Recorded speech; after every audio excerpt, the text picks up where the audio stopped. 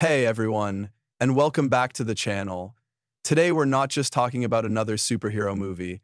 We're diving deep, peeling back the layers of Matt Reeves' The Batman to uncover the profound philosophical questions it forces us to confront. Because, trust me, this film is so much more than just capes and cowl. It's a gritty, rain-soaked exploration of what it means to exist in a world teetering on the edge and what our choices truly signify. So grab a coffee, dim the lights, and let's dissect the core ideas that make The Batman a true cinematic experience. The primal conflict, vengeance versus justice.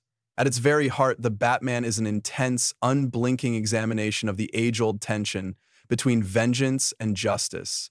When we meet Bruce Wayne in this narrative, his entire being, his very identity as Batman, is fueled by a singular, guttural roar: vengeance. It's his defining characteristic. He stalks the criminals of Gotham, strikes fear into their hearts, and believes that through this singular, punitive force, he is somehow cleansing the city. He's a blunt instrument, a symbol of fear.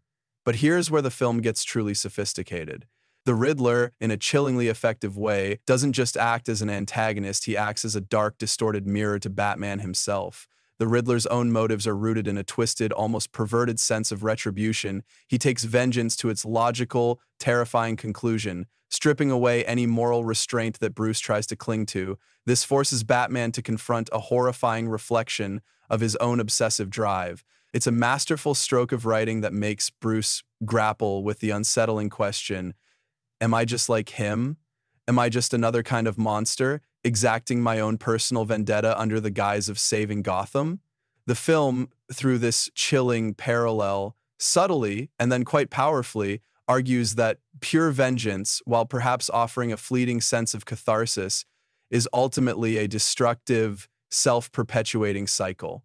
It breeds more violence, more anger, and more suffering. True justice, the movie posits, isn't about personal retribution. It's about a fundamental shift. It's about rebuilding, about creating sustainable hope, and crucially, about addressing the systemic failures that give rise to villains like the Riddler in the first place. Bruce's arc isn't just about catching the bad guy. It's about his agonizing pivot from the narrow, isolating pursuit of personal vengeance to embracing the broader, more inclusive, and fundamentally more constructive ideal of justice. This is the core philosophical battle being waged not just in Gotham, but within Batman himself. The weight of trauma, shaping identity and action. This leads us seamlessly into the film's profound exploration of trauma and its manifestations. Bruce Wayne isn't just a character with a tragic backstory. He is, quite literally, a man defined by trauma. The brutal murder of his parents isn't merely a convenient plot device. It's the very engine of his entire existence. Every choice he makes, every punch he throws, every sleepless night spent researching cases in the dark is a direct consequence of that single, devastating event. The film portrays Bruce as emotionally stunted, almost pathologically withdrawn, and utterly consumed by this singular, defining tragedy. Being Batman isn't a hobby or even a heroic calling. It's a coping mechanism, an almost ritualistic, obsessive attempt to exert control over a world that once felt utterly uncontrollable and terrifying. And what's crucial here is that the film never romanticizes this trauma. Instead, it lays bare its isolating, almost suffocating effects. We see the toll it takes on Bruce's mental state, his physical appearance, his relationships. He's a prisoner of his own past. What's even more fascinating is how the film introduces Edward Nashton, the Riddler, as another individual born from profound systemic trauma. But his response is completely different.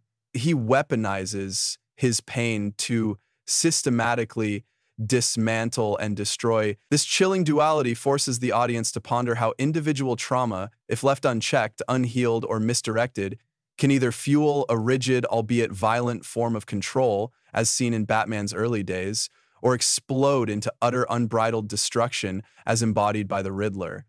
It's a stark reminder that even in the face of similar wounds, the paths we choose can lead to radically different outcomes, and that healing is a crucial component of true progress. privilege and the blinders it casts then. There's the biting critique of privilege and the blinders it casts. Bruce Wayne, despite his overwhelming grief and the profound sacrifices he makes, remains, at his core, a product of immense wealth and inherent privilege. This isn't just a biographical detail, it's a critical point that Selina Kyle, Catwoman, brings into sharp, often uncomfortable focus. Selina grew up in the raw, unforgiving, often brutal streets of Gotham's underbelly. Her pain, her struggles, her very existence are visceral and deeply personal, directly tied to the systemic failures and inequalities that Bruce, from the insulated comfort of Wayne Tower or the Batcave, has only ever observed from a safe, academic distance.